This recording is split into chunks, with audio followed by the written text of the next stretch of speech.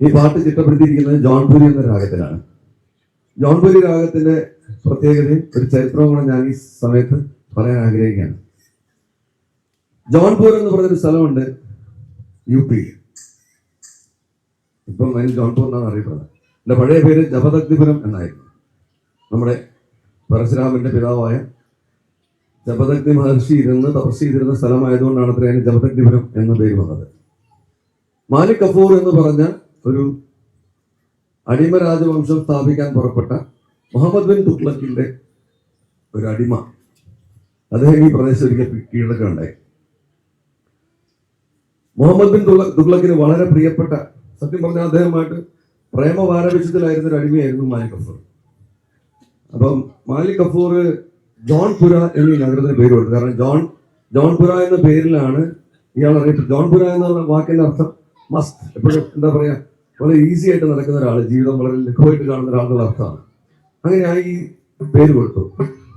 മാലിക് കഫൂർ അവിടെ ഒരു അടിമ രാജവംശം, സ്ലേവ് ഡൈനസ്റ്റി എന്ന് പിന്നീട് ചരിത്രത്തിൽ അറിയപ്പെട്ടിരുന്ന, എന്നാൽ ഷർക്കി ഡൈനസ്റ്റി, ഷർക്കി രാജവംശം എന്ന് അറിയപ്പെട്ടിരുന്ന ആ രാജവംശം ഏകദേശം ഒരു 150 കൊല്ലത്തോളം കാലം അവിടെ ഭരിക്കുകയുണ്ടായി.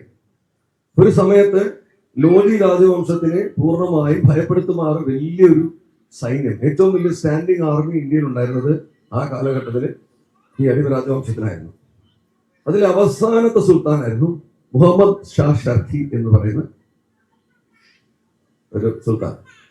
അദ്ദേഹം അഗാധ സംഗീതജ്ഞനായിരുന്നു. അദ്ദേഹം സൂഫിയായിരുന്നു. ഈശ്വരനെ പ്രേമിക്കുക എന്നുള്ള സന്ദേശം പ്രചരിപ്പിച്ചുകൊണ്ട് അദ്ദേഹം പാടി നടന്നു. അദ്ദേഹം ഉണ്ടാക്കിയ രാഗമാണ് ജോൺപുരി എന്ന് പറയുന്നത്.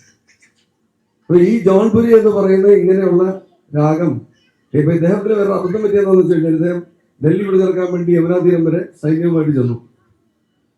ഇപ്പൊ ബഹ്ലുൽ ലോഡിയും സിക്കന്ദർ ലോഡിയൊക്കെ അദ്ദേഹത്തോട് കപ്പം കൊടുക്കാന്ന് വരെ പറഞ്ഞു തിരിച്ച്.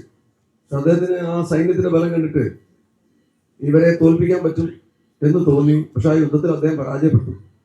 പിന്നെ അദ്ദേഹത്തിന് അവിടുന്ന് തുരത്തി ഓടിച്ച് അദ്ദേഹം ബീഹാറിൽ അഭയം പ്രാപിച്ചിട്ട് അവിടെ വെച്ചാണ് അദ്ദേഹം മരിക്കുന്നതെന്നാണ് പറയുന്നത്. അദ്ദേഹം പരാജയപ്പെടാനായിട്ടുള്ള പ്രധാനപ്പെട്ട ഒരു കാരണമായി പറയപ്പെടുന്നത് അദ്ദേഹത്തിന്റെ സംഗീതത്തോടുണ്ടായിരുന്ന അമിതമായിട്ടുള്ള അഭിനിവേശവും ഈ ഇതൊക്കെയാണ്. അപ്പം അങ്ങനെ ജോൺപുരി എന്ന് പറഞ്ഞ രാഗത്തിന്റെ ഉദയവും ഷർക്കി രാജവംശത്തിന്റെ അവസാനവും, അതായത് എനിക്ക് തോന്നുന്നു 1498 ആ രാജവംശം അവസാനിക്കുന്നത്. പക്ഷെ ഇത് ഇങ്ങനെയുള്ളൊരു സൂഫി രാഗം എടുത്തിട്ട് നമ്മുടെ നാട്ടിലെ ഏറ്റവും അമൂർത്തമായ പരബ്രഹ്മ സങ്കല്പത്തെ കുറിച്ചാണ് വിദ്യാധരൻ മാഷാണ് ഈ ജോൺപുരി. അപ്പൊ അദ്ദേഹം സത്യം പറഞ്ഞ ഇത്രയൊക്കെ ആലോചനയാണോ അദ്ദേഹം ചെയ്തതെന്ന് എനിക്ക് അറിയില്ല, അദ്ദേഹത്തോട് സംസാരിക്കാൻ പറ്റിയില്ല അതിനെ കുറിച്ച്. പക്ഷെ എന്ത് തന്നെയാണെങ്കിലും ഭാരതത്തിന്റെയും കേരളത്തിന്റെയും മതേതര സങ്കല്പത്തിന് ഏറ്റവും മകുടോദാഹരണമാണ് ഈ പാട്ട്. കാരണം അങ്ങനെ ഒരു സൂഫി രാഗത്തിൽ നമ്മുടെ ഏറ്റവും ഉന്നതമായൊരു ഹിന്ദു സങ്കല്പത്തിലെ, അതും നിരാകാര രൂപത്തിലുള്ള പരബ്രഹ്മ സങ്കല്പത്തെ കുറിച്ച് പാടിയിട്ടുള്ള പാട്ട്. അത് നമ്മളിത് ജോൺപുരി അതൊന്നും അറിയാതെ എല്ലാവരും ഇത് പാടിക്കൊണ്ട് നടക്കുന്ന മലയാളിയുടെ സ്ഥിരാകൂപങ്ങളുടെ ഭാഗമായി തീർന്ന പാട്ടാണ് അമ്പലമില്ലാതെ യാത്രയുമായിരുന്നത്.